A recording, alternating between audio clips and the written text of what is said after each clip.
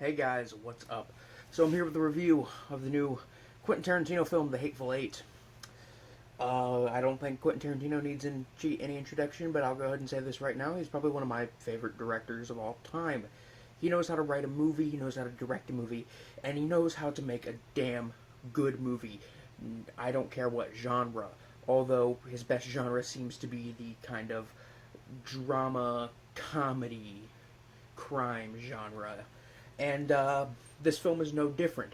It is basically a kind of neo-western mystery film about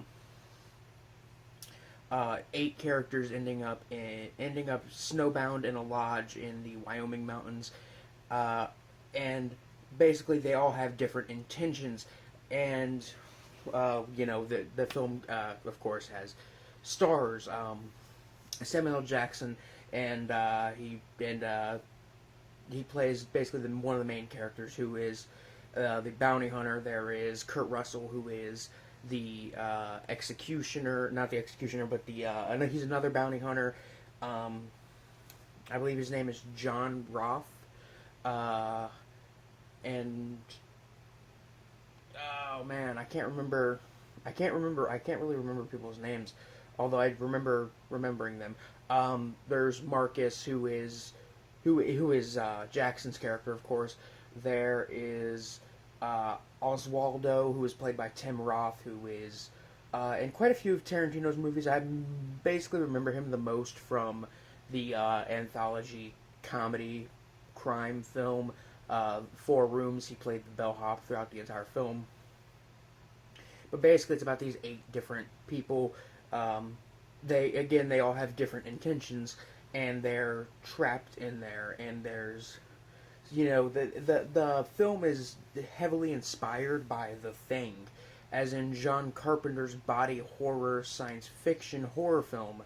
I said horror twice, but damn it if that film isn't a horror film. The Thing, like a film that is considered one of the best horror films ever made, period. And I can see that. Well, first of all, the setting is similar. It's very cold. It's very it's very cold. It's isolated, and there is no escape. All right, that's the first comparison. Second comparison, there are a few things that are very, very similar. Like, they set up guidelines from the barn to the house, and from the outhouse to the house, and it's very similar to how they have guidelines set up in The Thing, that to where MacReady can get to his shack. Also, Kurt Russell is in the film, which is funny because there's another Western I reviewed not too long ago called Bone Tomahawk, which is a horror Western hybrid that stars Kurt Russell. And here he does a fantastic job.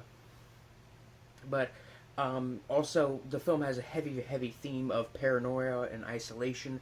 All the characters are very on edge and very paranoid, and they try not to make that known to each other. I don't really want to get too deep into the plot. All I want to say is it's a very kind of murder mystery-esque crime film, crime kind of dark comedy, and I just get on with the review itself.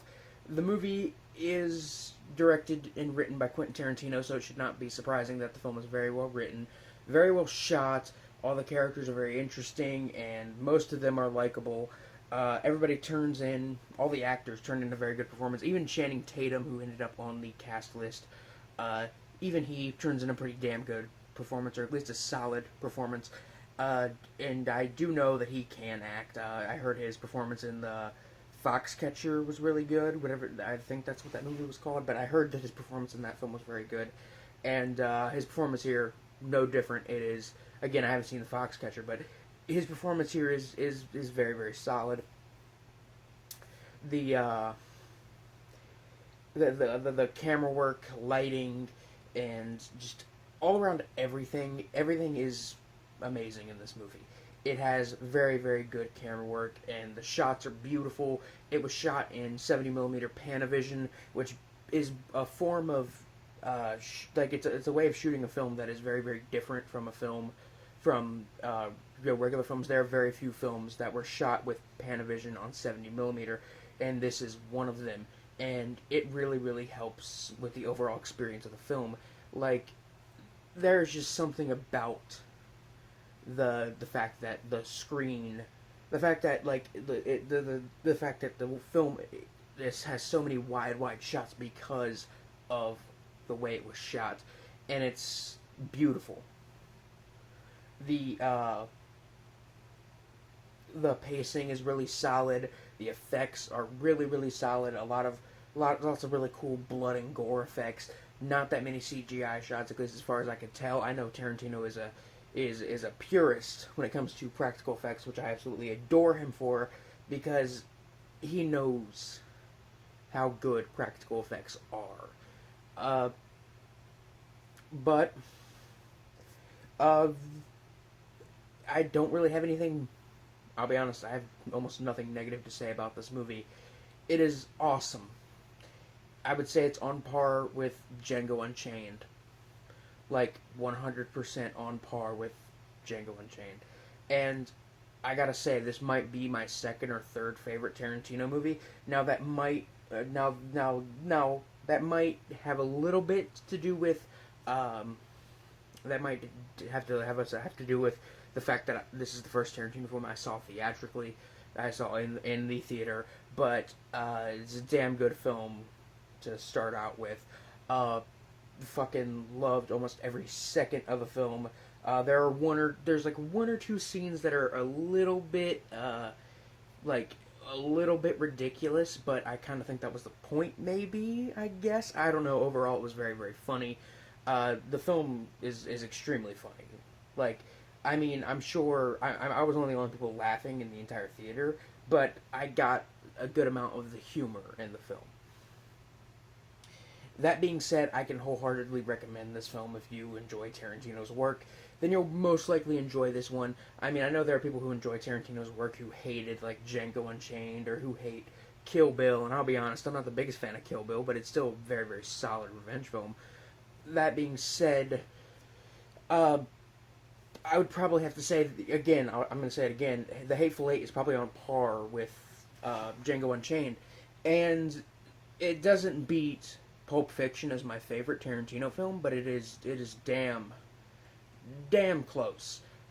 It is really, really entertaining. It's well written, well acted. Everything about it is so solid that I don't think I really need to say anything else about the film, other than on the gore meter from 1 to 10, 1 being something like Nosferatu and 10 being something like Brain Dead.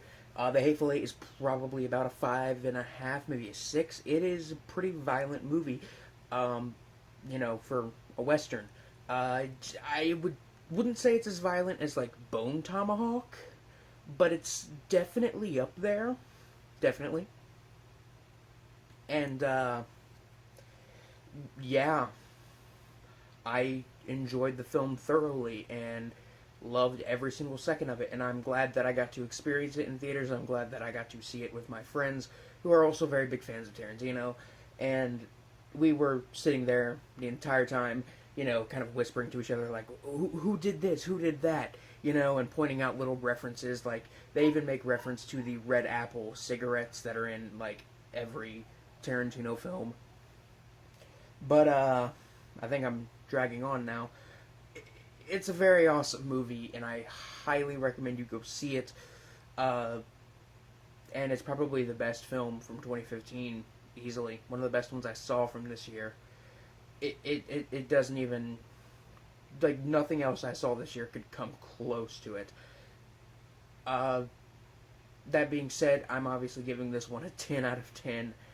100 out of 100, 4 out of 4, 5 out of 5. You know the fucking deal.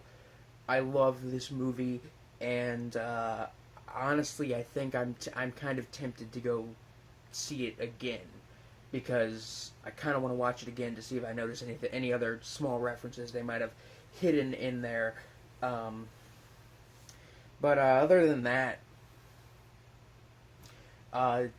yeah, I love it, and you guys should go see it, definitely, because Tarantino deserves every fucking cent of your hard-earned cash.